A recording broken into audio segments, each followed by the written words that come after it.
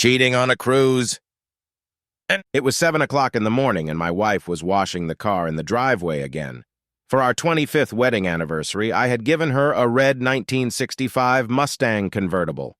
It was a special gift, and I hoped it would be worth the $20,000 it cost me. I was wrong.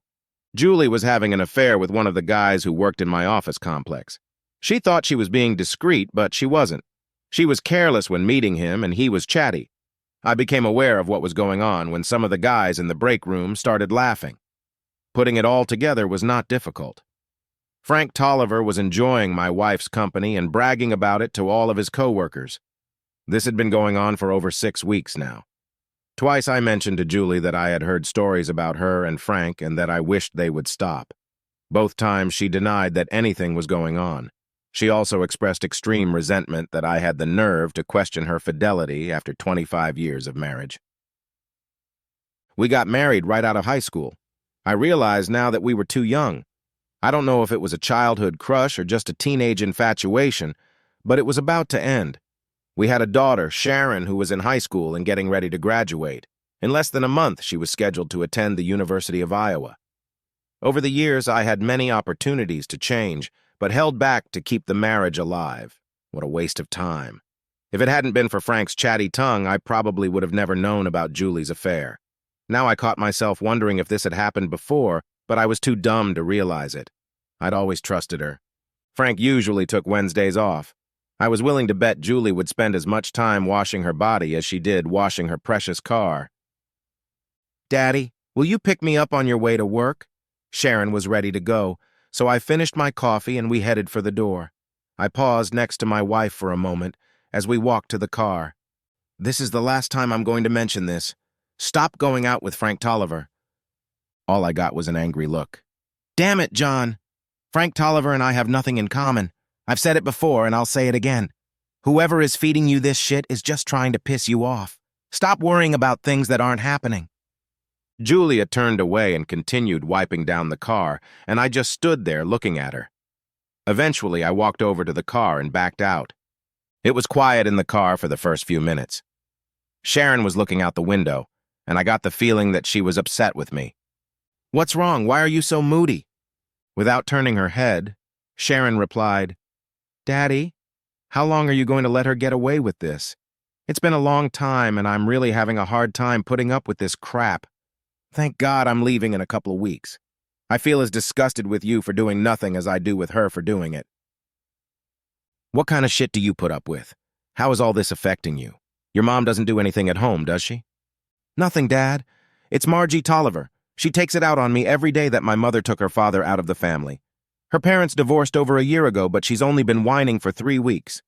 Apparently her mother is fully aware of what's going on between her mom and Mr. Tolliver and complains about it every day at home. Margie's family life sucks, and she's sharing that with me." "I'm sorry. I didn't realize you were so worked up about it. I've asked your mother 3 times to stop, and 3 times she's just told me no. I'll try to put an end to it today." The look my daughter threw at me seemed to indicate that she didn't believe me. "Anyway, thanks for the ride, Daddy." As I watched her walk towards the school, I realized it was time to put an end to this. I knew where Frank Tolliver lived. When he got divorced, his wife took the kids and moved in with her parents. Frank tried to sell the house but owed too much on the mortgage to recoup the investment. Because of child support and alimony, he had trouble making the house payment. I avoided going to the break room at work for the last month or so as not to lower my manhood even further. I stopped and had a coffee before getting to work. After making everyone aware of my presence, I told my secretary Joyce that I would be busy in a meeting on the 3rd floor during lunch and for the rest of the day. She said she would wait with my messages until I returned. It was easy to walk out the back door and leave. I sat outside not far from the Tolliver house and waited for my wife. She showed up only 20 minutes later. She actually had her own garage door opener at his house. After the door closed, I waited 30 minutes before approaching the house. No one noticed when I tried the side garage door. It was unlocked. Julie had the convertible top of the Mustang. Frank had a small BMW convertible. I don't know much about cars, but I knew it was an expensive car. I picked up Julie's purse, which she had left lying on the car seat. I would have loved to go inside and catch them in bed, but that wasn't part of my plans. I didn't need to see it to believe it. Frank had a 5-liter canister of gasoline next to the lawnmower. It was enough to douse both machines and scatter some around the storage area in his workshop. By the time they realized the garage was engulfed in flames, there was nothing they could do to stop it. I had to hurry a bit to get back to my car before there was any sign of it. As I turned the corner, I could make out a few jets of smoke in my rearview mirror. 10 minutes later, I returned to work and told the receptionist that the meeting was canceled. It felt like I had never even left the building. When I got home, Sharon was sitting in the living room watching TV. Julie wasn't there, and Sharon had no idea where she was. I was a little worried. Were the two lovers trapped in the house? Had they suffocated or burned alive? Were they in the hospital being treated for something? I was starting to regret what I had done when the phone rang. The phone call was from Julie's sister. "Hey, John, it's Candace. I just wanted to let you know that Julie is at my house right now. She was in an accident on the Mustang. She's fine, but the Mustang's totaled. She's a little nervous right now and she can't talk. I'll bring her home later tonight and then she can explain everything." "Do you want us to pick her up?" "No. John, she's very upset, and I think it's best if you wait until I bring her home. She's sorry about what happened to the car." "Okay. Where is that car now?" I'm not sure. I think they towed it to a parking lot somewhere. Julie can tell you about it later. Thanks, John. I was sure you'd understand." When I hung up the phone, I had a big smile on my face. Sharon noticed it, said nothing, and smiled back. "I think you should take my car and go visit your Aunt Candace. Your mom seems to have been in an accident on the Mustang and won't talk to me right now. You could offer to help and quietly pry." "I'd love to know what happened, but I can't ask. Maybe you'll get lucky. Just a tip if you're interested." "You know I'm interested. Give me your keys. You want me to take her home or leave her there?" "Surprise me," I said. She laughed lightly as she walked out the door. I got ready for a quiet evening of beer and TV. Sharon came home about a couple hours later, smiling even wider than when she left. "I didn't think you were capable of that. You're a real vigilante, Dad. I like that. I was very careful. There was no way I was going to admit to anything. Any conclusions my daughter might come to, she'd draw on her own." "Where's the car?" "I'm not sure, but it can't be taken away until the insurance company checks it out." My mom didn't want to talk about her and was very evasive. "Where's your mom? Why didn't she come home with you?" "It sounds like she is worried about how you will react." I asked her to explain and she got flustered. Candace said she's going to stay there for a few days until things settle down. I don't know what that means. I asked for an explanation and got no answers. "I hope you don't have any questions for me because I won't answer them either." "Good boy, Daddy. I don't want to know anything more. I can wait for the sequel." Sharon went to bed and I grabbed another beer. Everything worked out just fine. The next day at work, things were a little different. There were no snide remarks from visitors to the break room. My secretary, Joyce, was even a little more attentive than usual. Frank Tolliver didn't show up for work. I didn't ask around about him, and no one gave any information. Some of the guys seemed to be avoiding me. That afternoon, a small bouquet of daisies was brought to my desk. The note said, "Thank you, Montana." Frank's wife's name was Marcia. I didn't know any other people with those initials. Joyce was now smiling every time she looked at me. I was a little worried that Marcia had come to this conclusion so quickly. I hoped the police wouldn't do the same. When I got home, Sharon was in a good mood. Margie Tolliver apologized to her for acting like a bitch for the past few weeks. They didn't say another word. At the back of the newspaper was a short story about a house fire that had burned down 2 cars. Candace called Sharon on her cell phone and told her that Julie would be staying with them for a few more days. Sharon and I went to a restaurant to eat sushi. Friday morning, the police showed up at work to discuss the fire at Frank Tolliver's house. They talked to me in my office and also to Joyce. Joyce told them that I had been there all day Wednesday. She did not mention the short time I was upstairs. No one else was able to refute what we said. It was strange because Joyce and I had not conspired beforehand, and yet we both said the same thing. The police did indicate that the fire at Frank's house was definitely arson, but they had no other evidence. They were very, very careful not to mention my wife or her role in the whole situation. I found that interesting. I also wondered why Joyce was going out of her way to protect me. On Saturday, Sharon did the laundry and cleaning around the house while I did the yard work. That night, we went to a pay-per-view movie theater and ordered pizza.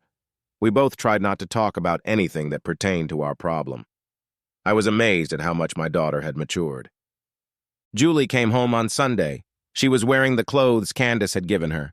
I wanted to ask her where her clothes were, but changed my mind. She spent most of the day in her room.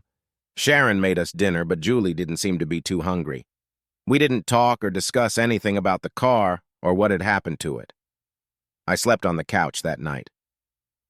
Monday morning, Joyce was in a good mood. The gang of wisecrackers with their sarcastic smirks were gone. Many of the male employees were clearly trying not to meet my gaze. Frank took a week's vacation. I contacted my auto insurer and asked him to stop by my house and get my wife's insurance information on the Mustang. I couldn't admit to knowing anything about it without revealing myself. I found out by accident that a car that burns down in the garage is covered by the homeowner's insurance, not the automobile insurer.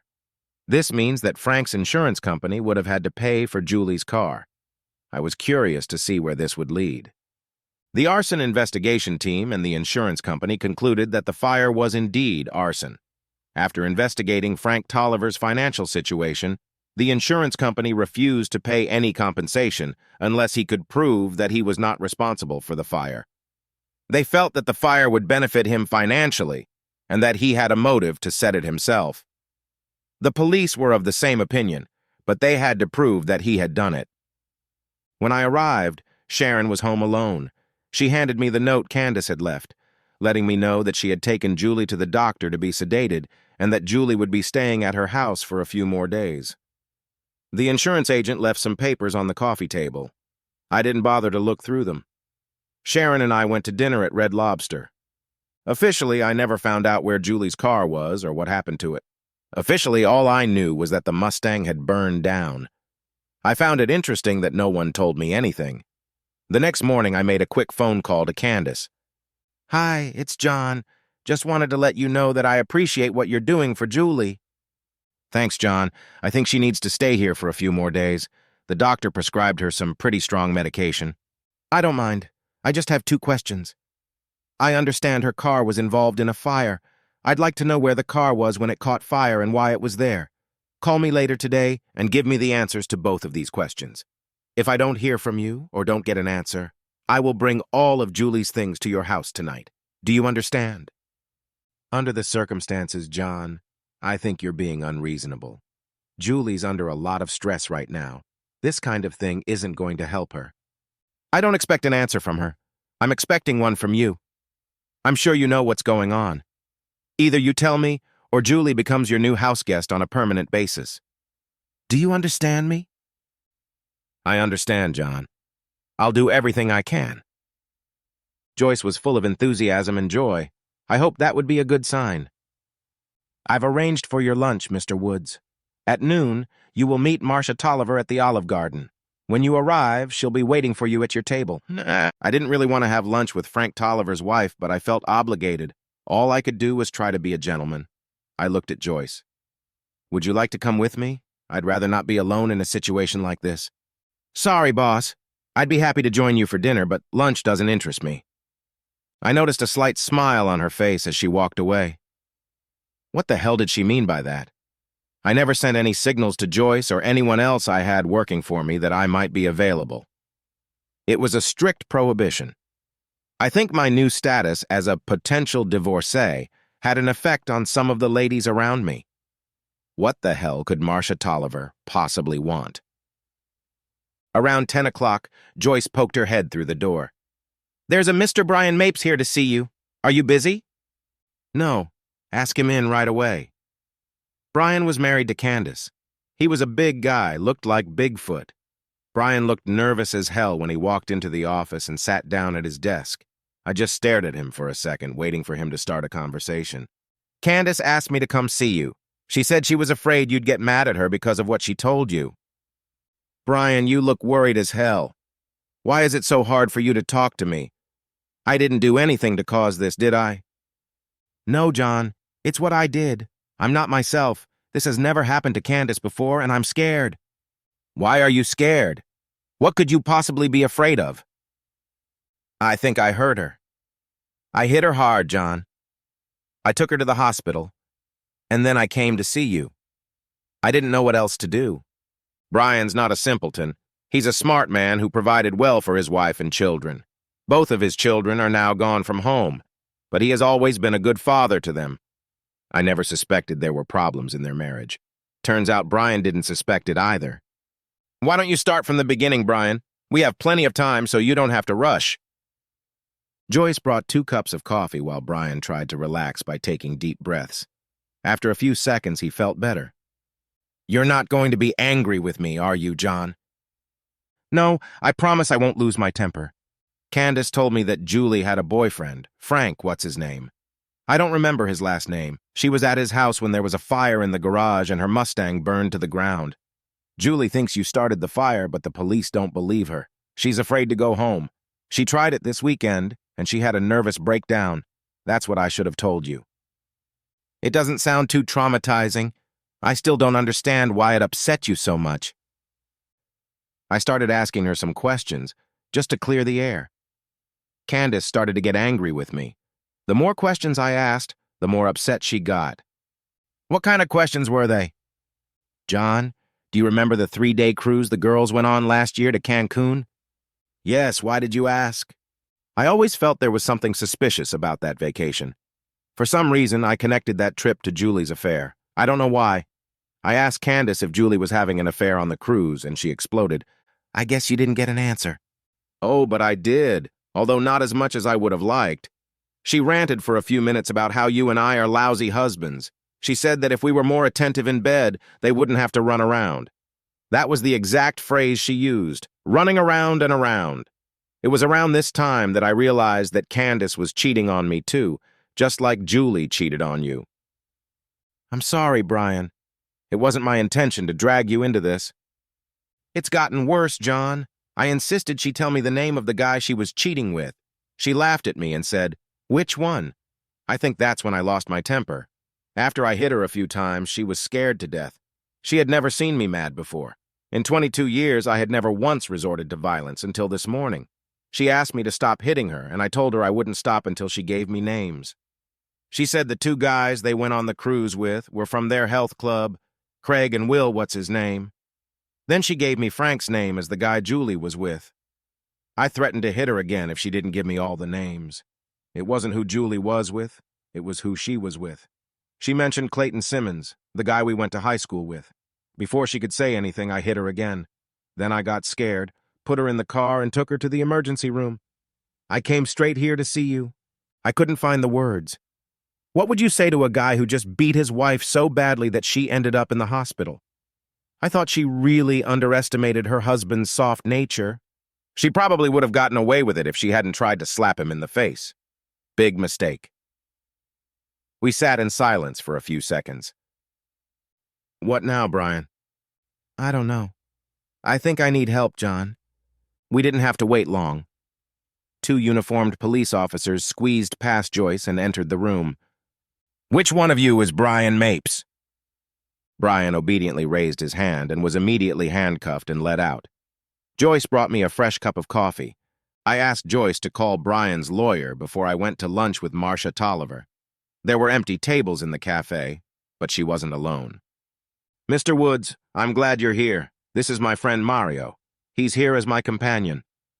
Mario was a very large man with a dark complexion and thick hair. He sat next to Marcia, but not too close. It was hard to tell what the relationship was between the 2 of them. The conversation was very general. For some stupid reason, we discussed things like the weather and traffic. After the food arrived, we hardly spoke at all. It was obvious that we were both avoiding the topic. After dinner, we ordered coffee, and Marcia coughed. My husband's cheating is extremely embarrassing to me, Mr. Woods. I'm usually very good at turning a blind eye to his foolishness.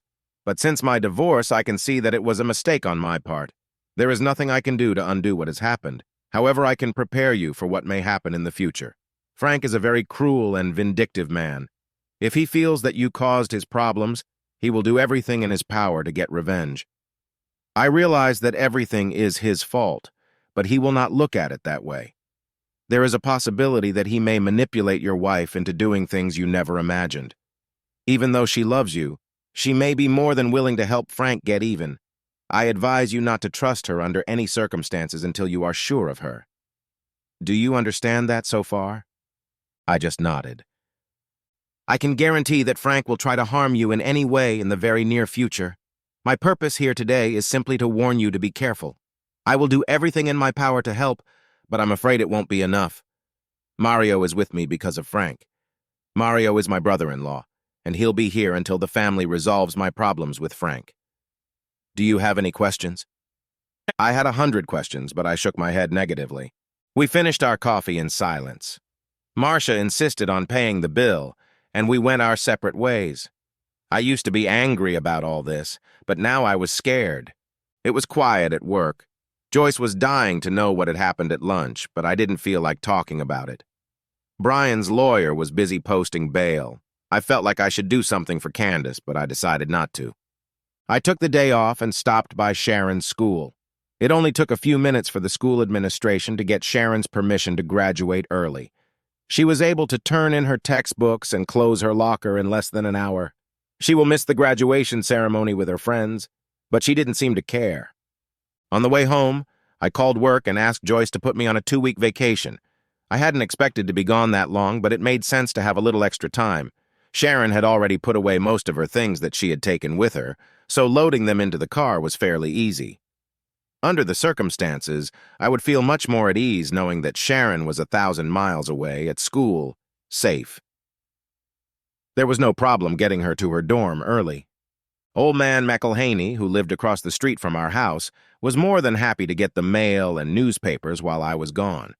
The drive to Iowa took a few long days, but since we were both driving, it went pretty fast. The drive home alone took much longer. At least that's how it seemed to me. Home as I knew it was no longer there. All that was left of the house was a pile of burned boards and a pile of yellow tape.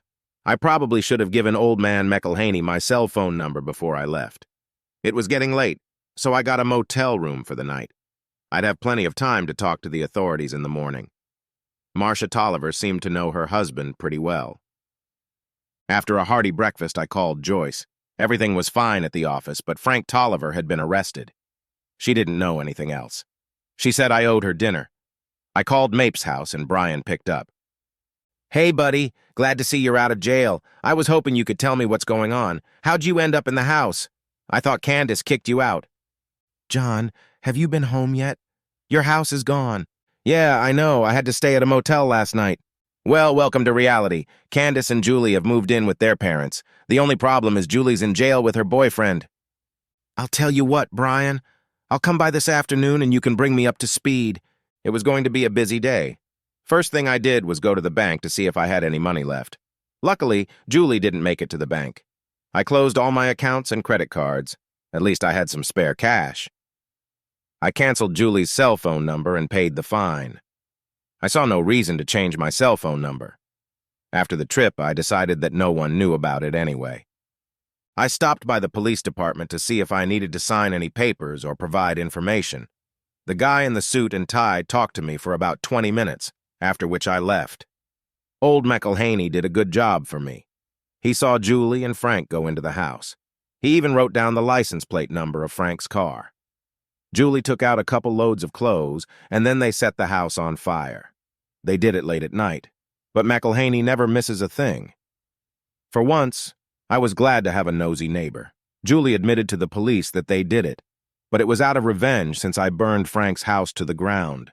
I called Brian and asked him to meet me at the Dreamland bar. I was in for a treat. He quickly brought me up to speed. Candace wanted a divorce. He agreed if she dropped the assault charges. Now all they had to do was wait for the right time to pass. At that point, I didn't know if Julie wanted a divorce or not. I know she did. Candace and Julie were living with their parents, but it wasn't the best option. When their father found out what was going on, he let the dogs on them. Now Candace is home recovering and Julie is in jail waiting for her dad to post bail. I liked the way things were working out. I called Sharon and told her about the house. Joyce was happy to see me the next morning. I was able to handle all my work in no time. The company decided to fire Frank. I didn't know what reason they had for doing that. His break room buddies avoided me like the plague. I liked that. Julie's father called me to see if I could help bail him out. I told him that the only way to raise the money was to take out a second mortgage, which I was sure the bank wouldn't approve. He didn't appreciate the sarcasm, but I think he understood. He must have been desperate to call me. After lunch, I stopped by my attorney's and started the divorce papers. I called Julie's father and told him I would bail her out if she signed the divorce papers. He seemed to appreciate that I had found a compromise that could help the situation. I told him that if he could convince her to agree to it, I would have everything ready by the next evening. An hour later, he called back and said she agreed. The insurance company was in shock over the claim. I insisted that Frank burned the house to the ground and Julie wasn't actively involved, but they weren't buying it. I eventually gave up so they could settle it on their own. At that point, I was a bit stunned and just wanted it to be over soon. Suddenly, the company asked me if I was interested in transferring to Huntsville. It was unexpected, but I was glad for the vote of confidence as it was a good promotion. Joyce wanted to come with me. Over the next month, things normalized. Candace recovered from her well-deserved beating and began treating her soon-to-be ex-husband with renewed respect. Clayton Simmons was found badly beaten behind a local strip club. He was unable or unwilling to identify the man who did it. Brian and I signed up at a local health club that the girls used to attend. 2 days later, 2 regular members of the club decided to quit. After that, we terminated our membership. For some strange reason, my car insurance company decided to pay me for the loss of my Mustang. Although I had bought it for Julie, it was still registered in my name. The issue of home insurance was still hanging in the air. Julie supported the prosecution's testimony against Frank and ended up getting 2 years probation. Frank ended up getting 10 years. Joyce and I are leaving for Huntsville next week. I'd love to tell you about our tumultuous affair, but I'll save that for another time. She wants me to buy her a 1969 Camaro. I'm thinking about it. The end.